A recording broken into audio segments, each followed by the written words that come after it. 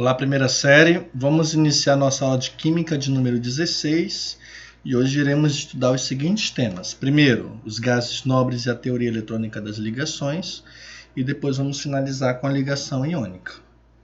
Então, começando com os gases nobres e a teoria eletrônica das ligações. Então, vamos ver um pouquinho de teoria, parte histórica, por que chegaram algumas ideias relacionadas às ligações. E depois vamos ver os tipos existentes de ligações e depois vamos iniciar o estudo de apenas um tipo de ligação, tá bom?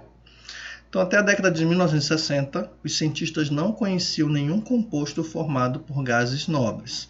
Hoje já existem compostos de gases nobres. Então, os gases nobres eles se ligam a alguns outros elementos para formar compostos, mas naquela época não existia ainda os estudos ainda não mostravam compostos de gases nobres.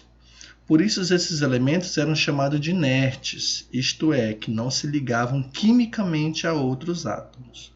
Na natureza, os gases nobres eles são encontrados como átomos isolados. Então, eles são os únicos da natureza que podem se encontrar sem precisar fazer ligação química, sem se ligar com outro átomo, mesmo que seja dele mesmo. Então, ele não precisa se ligar com nada, nem com ele mesmo para poder existir. Tá bom?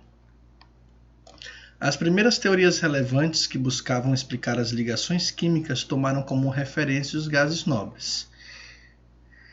Só que nós devemos levar em consideração algo muito importante, que essas teorias elas não explicavam todas as possibilidades de ligação entre os átomos dos vários elementos. Então, por isso, nós dividimos as teorias basicamente nas principais, que são essas duas aqui. A teoria da ligação iônica, feita por Walter Kucel, e a teoria da ligação covalente, feita por Gilbert Newton Lewis e complementada por Irving Langmuir. Então, a primeira observação que fizeram é que os gases nobres eles possuem 8 elétrons na camada de valência, com exceção do hélio, que é o menor gás hélio que só possui 2 elétrons. Por quê? Porque a camada K só suporta 2 elétrons, né? Então, algo que observaram nisso foi essa igualdade. Então, com exceção do hélio, que já está com a camada K completa. Olha aqui, neônio, a última camada tem 8, argônio tem 8 na última, criptônio tem 8 na última. O xenônio tem 8 na última. E aqui também, ó, o radônio também vai ter 8 na última. Então, foi algo que eles perceberam bem interessante, que poderia ser aí a chave principal de por que eles não precisavam se fazer ligação química para existir na natureza. Então, vamos começar então com o primeiro tipo de ligação, que é chamada de ligação iônica. Então, a ligação iônica é um tipo de ligação química que se dá por meio da atração entre íons de cargas opostas. Então, vamos ter íons com cargas positivas que vão se juntar com íons com cargas negativas. Os íons eles vão se formar graças à transferência de elétrons de um átomo para o outro. Então, por que vai haver o íon com carga positiva e o íon com carga negativa? Justamente porque o elétron ele vai ser transferido de um átomo para o outro. Aí, quem perdeu o elétron vai ficar com a carga positiva e quem ganhar o elétron vai ficar com a carga negativa. Em geral, há um átomo que tende a ceder elétrons, que normalmente vai ser um metal, e ele vai constituir o cátion, a carga positiva, e outro que vai tender a receber os elétrons, que normalmente é um não metal, e ele vai participar como um ânion. Vamos ver então 2 exemplos, começando com o cloreto de sódio. Então, o cloreto de sódio no estado líquido ele é um bom condutor elétrico por causa da mobilidade dos seus íons. No estado sólido é mau condutor de eletricidade porque os íons não estão livres para se movimentar. Então, de acordo com o modelo proposto por Kucel, nós temos a seguinte configuração eletrônica para o sódio e para o cloro. Então, sódio, a primeira camada tem 2 elétrons, a segunda tem 8 elétrons e a terceira tem 1 elétron. Deixa eu pegar aqui um ponteiro. Aqui, ó, as características das camadas do sódio. E do cloro, a primeira tem 2, a segunda tem 8 e a terceira tem 7. Então, se vocês verificarem, nenhum deles na última camada vai possuir 8 elétrons, correto? Correto. Então, como que Cossel propôs que acontece a ligação do cloreto de sódio? Primeiro, o sódio vai perder o último elétron e sua configuração fica igual à do neônio. Ou seja, como ele só tem um elétron aqui, deixa eu pegar outro aqui para marcar. Como ele só tem um elétron aqui, ele vai perder esse último elétron. E ele vai ficar com a configuração de 2 na primeira camada e 8 na segunda. E vai parecer o gás neônio. O cloro ele vai ganhar esse elétron perdido. Então, onde tem 7 aqui, vai se transformar em 8. E vai ficar parecido com o gás argônio. Se vocês verificarem, ó, os dois vão ficar com 8 elétrons na última camada depois dessa mudança. O sódio perdendo 1 e o cloro ganhando 1. Então, novamente aqui, ó, mostrando. Então, o sódio ele tem 11 prótons e 11 elétrons. Depois da mudança, ele vai continuar com 11 prótons porque ele só vai perder um elétron e vai ficar com 10 elétrons. O cloro ele tem 17 prótons e 17 elétrons. Com a mudança, ele só vai receber um elétron, ele vai manter a quantidade de prótons e vai ficar com 18 elétrons. Aqui nós temos um exemplo mostrando o átomo completo, né? Então, aqui na última camada, ó, só tem esse elétron aqui, ó. E ele, na última camada, lembrando, gente, sempre que é a última camada que é afetada, tá? A última camada que vai ganhar elétrons e a última camada que vai receber elétrons, tá bom? Ele perdendo esse elétron, essa última camada ela não vai ter mais elétrons, então não vai mais existir, vamos dizer assim. Então, se analisarmos aqui como ele ficou, a última camada com 8 elétrons. E o cloro a mesma coisa, tinha 7, ficou com 8, ok? Podemos indicar o processo que origina a ligação iônica usando a notação de Lewis. Então, o que é essa notação de Lewis, gente? Essa notação de Lewis ela vai mostrar o elemento químico e a quantidade de elétrons ao redor. Normalmente é feita com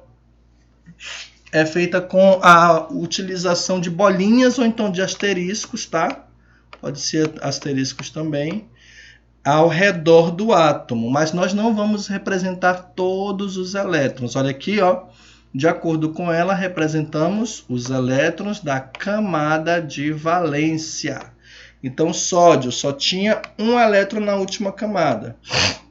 Então, representa com uma bolinha. O cloro tinha 7. Então, 2, 4, 6, 7. Passando o elétron do sódio para o cloro, o sódio vai ficar sem nada, né? Porque ele perdeu a última camada. E o cloro com 8.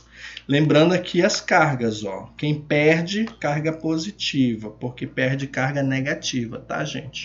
E quem ganha, carga negativa, certo? Lembrando sempre disso, não colocar ao contrário. Também pode ser representada pela fórmula iônica, então Na+Cl-. Como os íons sódio e íon cloreto têm cargas de sinais opostos, eles se atraem. E como a quantidade de carga é a mesma, ou seja, um positivo e um negativo, eles formam um retículo cristalino na proporção 1:1. Então, quer dizer que é um sódio para um cloro. Então, se eu tiver, por exemplo, 2 sódios, eu vou precisar de 2 cloros, porque é 1:1. O que um tem, a quantidade que um vai ter, a quantidade do outro também. Tal retículo caracteriza-se pela distribuição geométrica dos íons no espaço. Então, normalmente, assim, basicamente, uma distribuição geométrica vai ficar dessa forma. Se vocês verificarem, sempre Só conferir aqui, gente, está certinho o desenho. Isso. Tá certo, porque ali atrás tem outro que não dá de ver.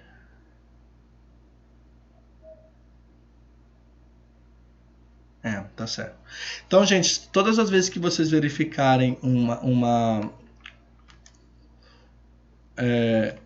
é que é o nome? Um retículo cristalino, desculpa. Toda vez que vocês verificarem um retículo cristalino do cloreto de sódio, vocês vão ver que sempre vai ter uma bolinha representando aqui, ó, o Na, essa laranja, né? Sempre uma bolinha do Na vai estar ligado sempre a uma bolinha verde do cloreto. Olha aqui, ó, representando o cloreto. Então, a laranja só se liga aos verdes, ó. Certo? Então, ó, o verde só se liga à laranja. Tá bom? Então, isso daqui é uma representação, ó. É uma representação no espaço do cloreto de sódio. Aí aqui nós temos um pequeno bloco do sal formado, né? A ligação iônica origina um retículo cristalino iônico, graças à interação entre os inúmeros íons que o constituem. A maioria dos compostos constituídos por íons encontra-se no estado sólido, mas isso daqui nós vamos ver melhor na próxima aula, tá? Sobre as características físicas nas condições ambientes. Então, maioria dos íons, sólido. Vamos ver outro exemplo, cloreto de magnésio. Então, cloreto de magnésio, a fórmula dele é essa aqui, ó, MgCl2. É uma substância usada para diversos fins. Pode ser encontrada em suplementos alimentares, pois é fonte de magnésio para o organismo pela facilidade de liberar os íons magnésio 2+. Então, o nosso corpo precisa de magnésio. Esse cloreto de magnésio é bem utilizado para absorção de magnésio no nosso organismo, tá? Então, vamos analisar a distribuição eletrônica. Então, 2 elétrons na primeira camada, 8 na segunda e 2 na terceira. Nesse caso aqui, ele precisa perder 2 elétrons para completar o octeto. Já o cloro, ele vai ter 2 elétrons na primeira, 8 na segunda e 7 na terceira. Ele precisa receber 1 elétron para completar o octeto. Ok? Então, nesse caso aqui, gente, quando esse magnésio perder esses 2 elétrons, ele vai ficar com essa última camada aqui, ó, 8 elétrons. E quando o cloro receber 1 elétron, ele vai ficar 7 mais 1 com 8 elétrons. Vamos aqui para o próximo slide. Deixa eu voltar para ver se está certinho. Pronto, está certo. Então, nesse caso aqui, como o magnésio precisa perder 2 elétrons, se ele pega 2 elétrons e insere em um cloro, esse cloro vai acabar criando uma nova camada. E nessa nova camada ele vai ter só 1 elétron. Isso não é bom, certo? Então, o que vai acontecer? Em vez de dar 2 elétrons para um cloro, ele vai dar 2 elétrons para 2 cloros. 1 elétron para um cloro, aí esse cloro aqui vai completar 8. E outro elétron para o outro cloro. E esse outro cloro também vai completar 8. Então, o magnésio ele completa 8, porque ele vai perder uma camada e ficar a anterior com 8 elétrons. E os 2 cloros, como cada um ganha 1 elétron, vai ficar com 8 elétrons.